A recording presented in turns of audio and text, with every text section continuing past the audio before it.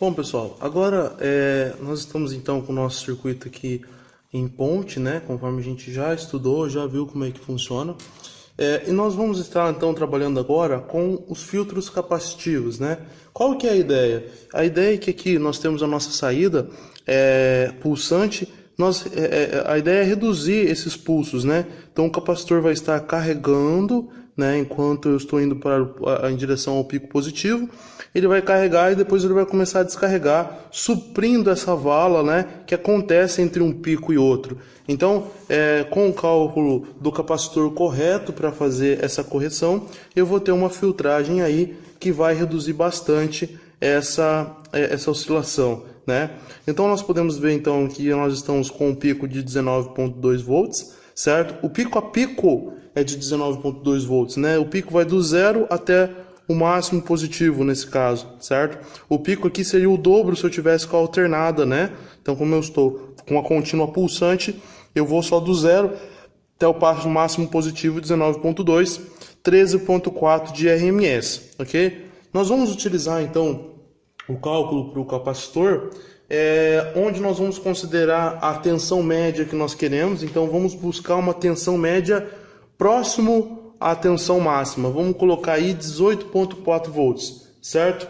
Vamos considerar a frequência, que ela está em 120 Hz, certo? A resistência, que é 1000, e nós queremos buscar um ripple, ou seja, que a oscilação ela seja de 1 volts. Ela vai oscilar 1 volts ali no máximo, ok? Então, se nós procedemos com um cálculo ali, que é os 18,4 dividido pelos 120 Hz, vezes o 1000 da resistência que nós estamos utilizando como carga, vezes o 1 do ripple, nós vamos obter uma capacitância de 153 microfarads, ok? Comercialmente, nós temos o capacitor, aqui eu tenho disponibilidade do capacitor de 220 microfarads, ok? Mas para ficar o mais próximo possível, eu tenho dois capacitores aqui de 100 microfarads. Então eu vou uni-los, né? Fazer uma associação. E lembrando que a associação de capacitores, para aumentar a sua capacitância, é eu deixar esses capacitores em paralelo. Então esse filtro ocorre como? Eu vou colocar o capacitor, esses capacitores são eletrolíticos, tá? Ele vai estar em paralelo com a nossa carga, certo? Se atentar muito, porque eletrolítico tem polaridade, nós temos a polaridade mais e menos, então a posição com que eu tenho que colocar ele é nessa maneira aqui, né? Lembrando, como que eu identifico positivo e negativo no nosso capacitor?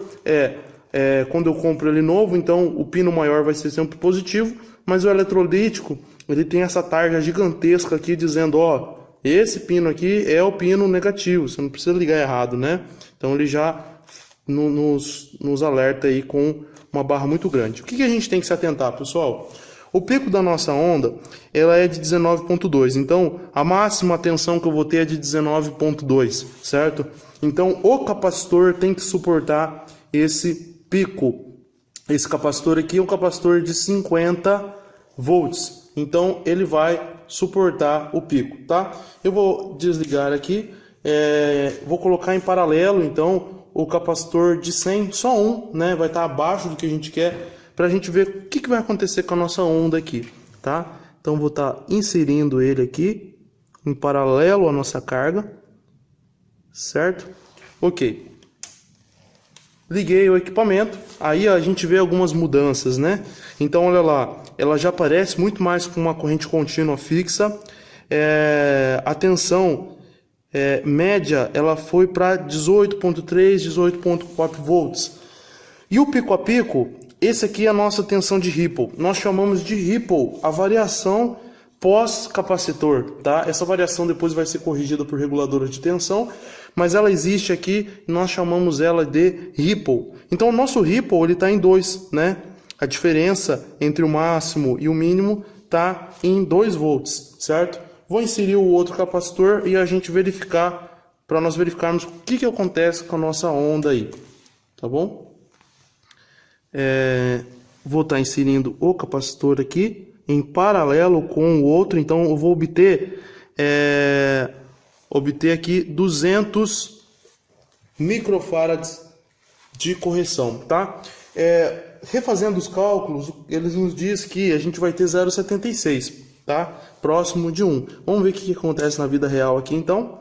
Olha lá, nós vamos ter então aqui, ó, com os dois capacitores de 200 microfarads em paralelo, a gente obtém um pico a pico, né, o ripple de 1.2, nós obtemos uma média de 18.5, próximo daquela que a gente estava esperando no cálculo, né? A frequência, não se atentem, porque agora essa oscilação ele considera como frequência. O RMS de 18.5. Olha lá, o RMS e o médio têm o mesmo valor, né? Isso acontece quando a nossa senoide, quando o nosso onda, ela tá o mais retilínea possível, né? Uma corrente contínua, ela tem o RMS igual ao médio, tá? Então, só para que a gente veja aí algumas comparações, eu vou colocar um capacitor muito grande agora. Eu vou colocar um capacitor aqui de 35 volts, então, como tem 19.2 de pico, ele vai suportar. E ele é de 2.200 microfarads. Vamos ver o que acontece aqui, né? Vou retirar os capacitores que a gente estava utilizando e vou colocar só para nível de comparação, para a gente entender o que significa o capacitor inserido aqui como filtro, né? Pode ver que ele é bem grande. Vamos ver aí. Olha lá que bacana. Olha como que nossa onda fica reta, né? Como ela fica retinha ali. Como que eu não tenho o nosso pico a pico ali, ele tá bem pequeno. Eu tenho uma variação, mas se eu aumentar aqui, ó, eu vejo que a variação ela é mínima, né? Se eu aumentar o nosso volts por divisão,